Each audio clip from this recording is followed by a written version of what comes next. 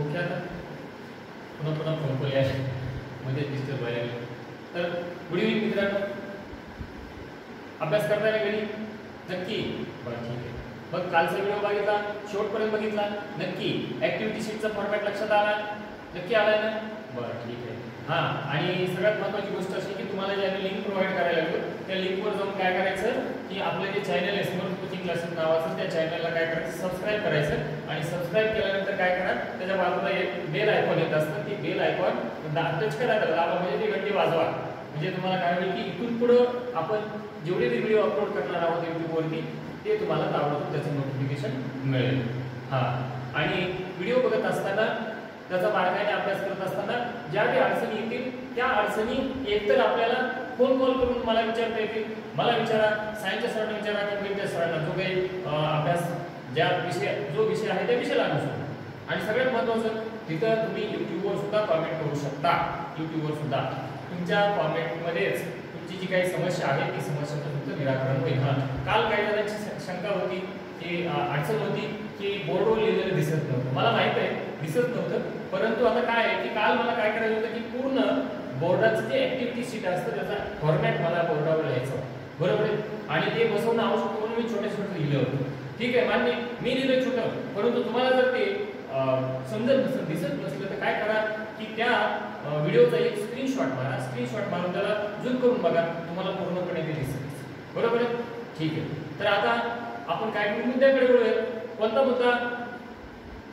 काल तुम्हाला काय सांगितलं होतं की आपण समर व्हॅकेशन मध्ये फक्त ग्रामर घेतो, टेक्स्ट बुकला कधीही हात लावत नाही.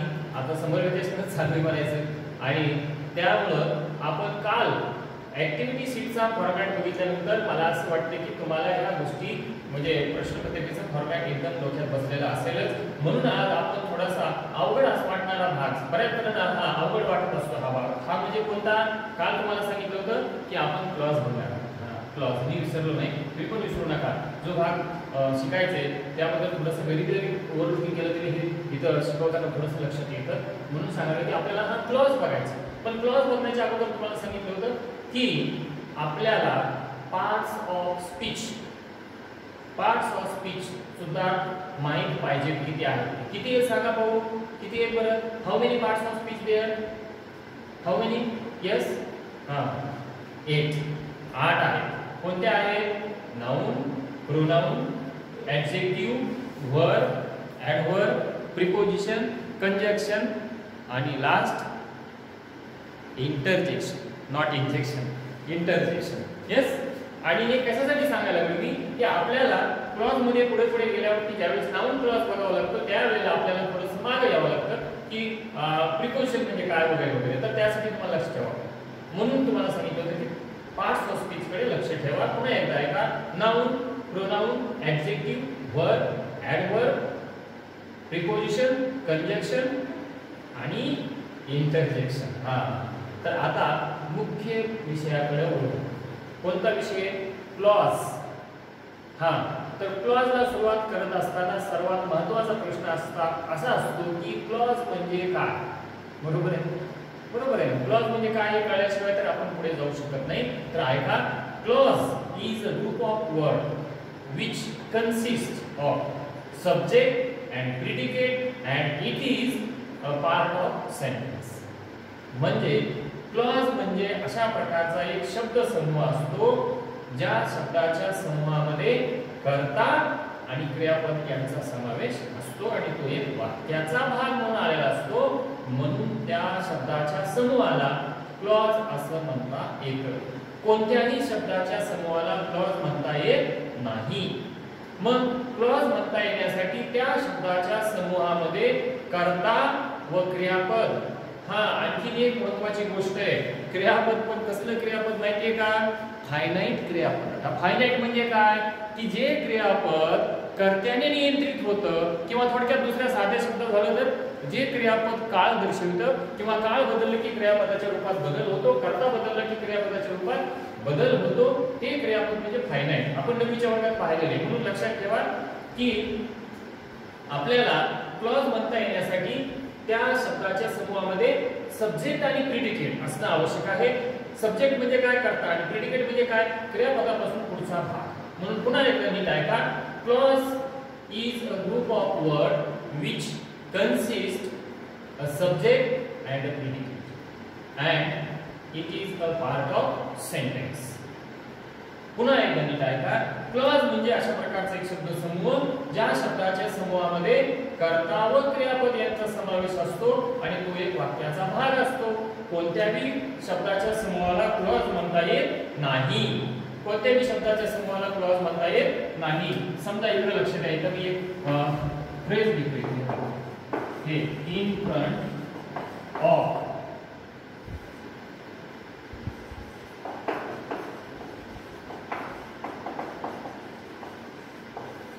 हे दोन्ही या ठिकाणी लिहिलेले शब्दसमूह आहेत दोन. हा एक शब्दसमूह, हा एक शब्दसमूह. पण या दोन्ही शब्दाच्या समूहाला क्लॉज म्हणता येईल का? नाही म्हणता येणार. कशामुळे नाही म्हणता येणार? कारण की याच्यात तीन शब्द याच्यात तीन शब्द परंतु या दोन्ही शब्दाच्या समूहामध्ये कर्ता नाही आणि क्रियापद पण नाही. म्हणून याला आपण काय म्हणू शकत नाही? क्लॉज म्हणू शकत नाही. क्लॉज म्हणता येण्यासाठी त्या शब्दाच्या समूहामध्ये काय असावं लागतं? कर्ता आणि क्रियापद असावं लागतं. उदाहरणार्थ बघा.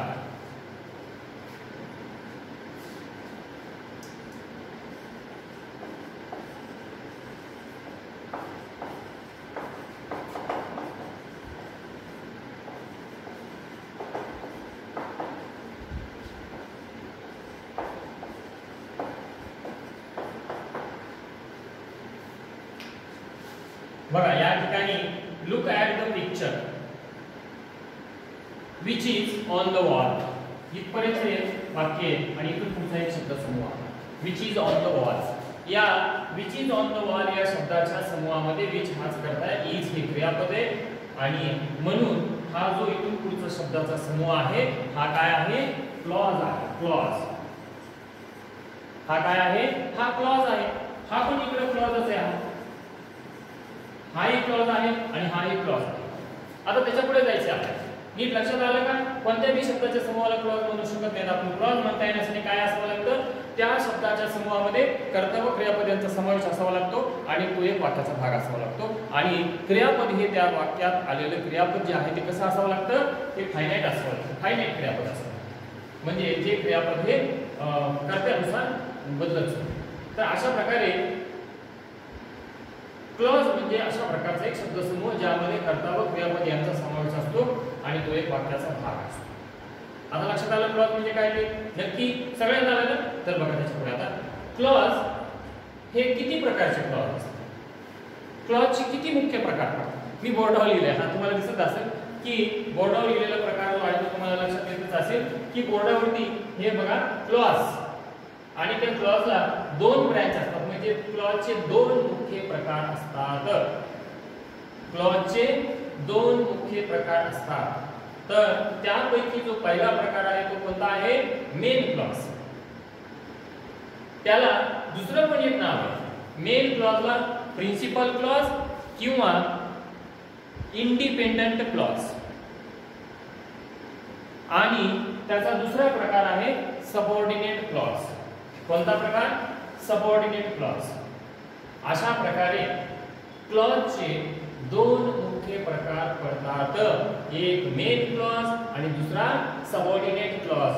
तर इथं ही गोष्ट समजून घेणं महत्त्वाचं आहे की मेन क्लॉज कशाला म्हणायचं आणि सबऑर्डिनेट क्लॉज कशाला म्हणायचं. पुन्हा पुन्हा सांगायला लागलं की मेन क्लॉज हा मेन क्लॉज कशाला म्हणायचं असतं की मेन क्लॉज हा जो आहे जे उपवाक्य स्वतःचा अर्थ पूर्ण करण्यासाठी दुसऱ्या उपवाक्यावर अवलंबून राहण्याची आवश्यकता नसते. म्हणजे स्वतंत्रपणे ज्याचा अर्थ पूर्ण होतो त्याला म्हणतात मेन क्लॉज. नीट आहे का? ज्या उपवाक्याचा अर्थ पूर्ण होण्यासाठी दुसऱ्या उपवाक्यावर अवलंबून राहण्याची आवश्यकता नसते म्हणजे ते स्वावलंबी असतं, सेल्फ रिलायंट असतं, त्याला दुसऱ्याची गरज नसते, त्याला म्हणतात मेन क्लॉज. त्याला काय म्हणतात? Main clause.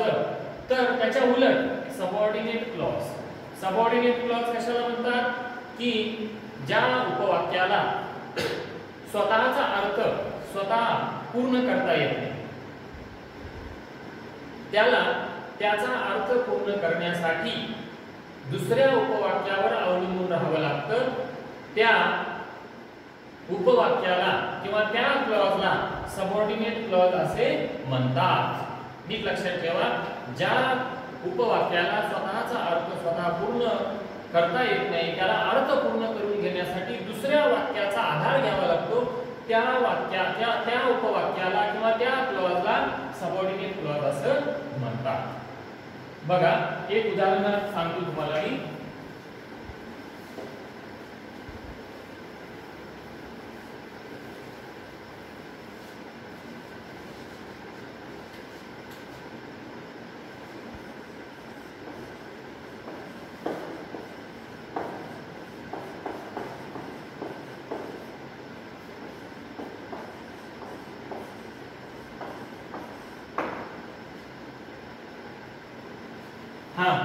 या ठिकाणी लिहिलेलं दिसतंय तुम्हाला, दिसतंय ना हे वाक्य बघा. When the bell rang, I woke up.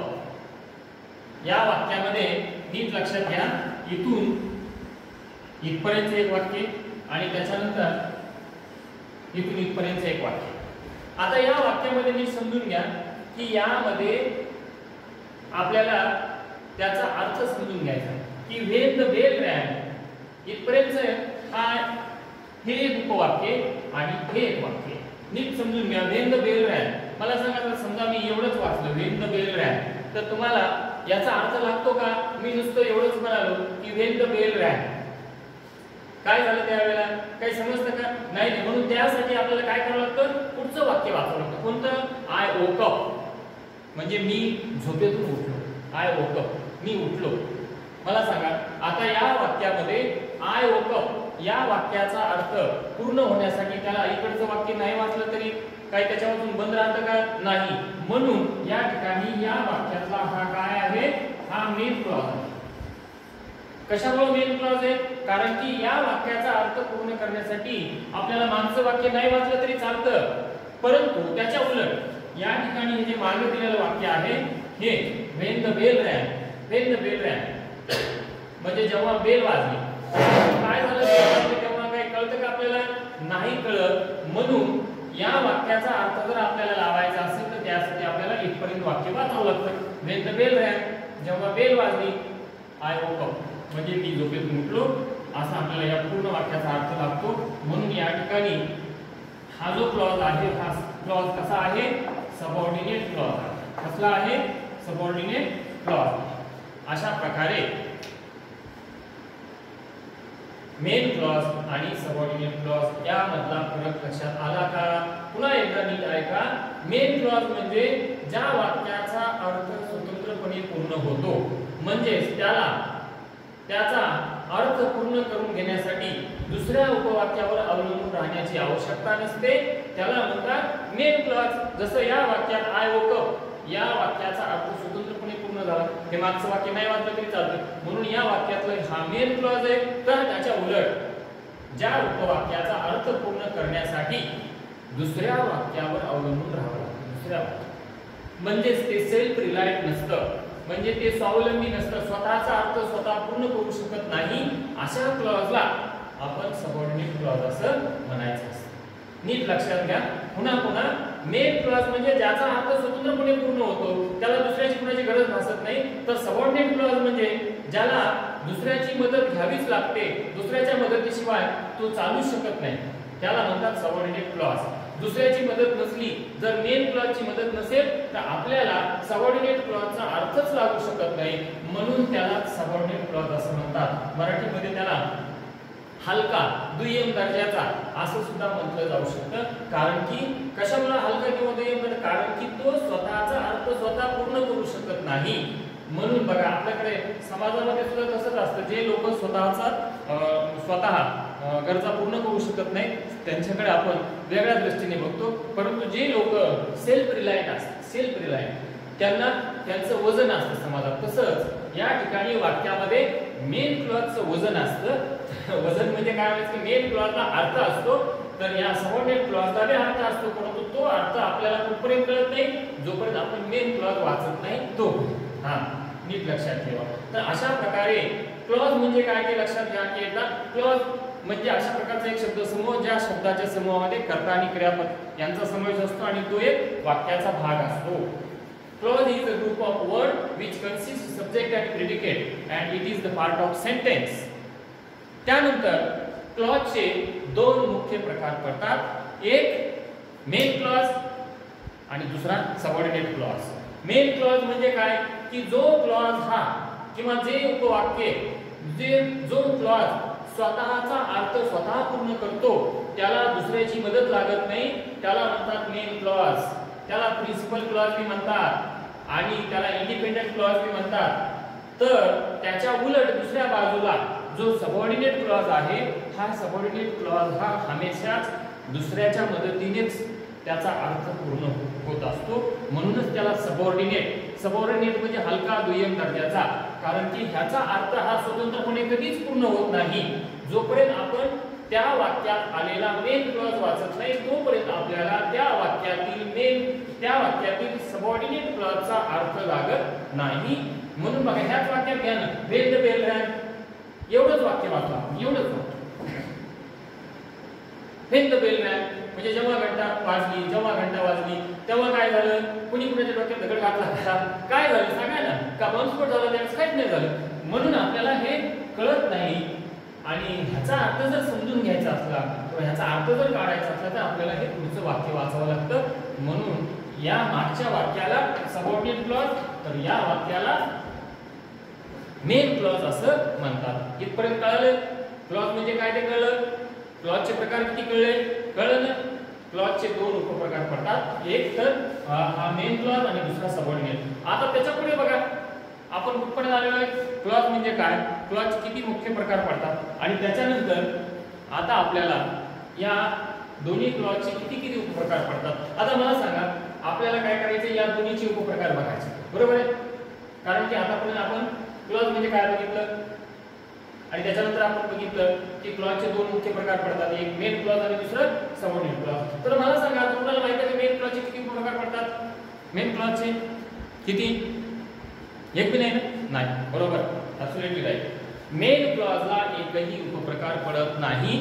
Main clause हा इथंच संपला, कुठं इथं संपला, सोडून द्या त्याला, कारण की तो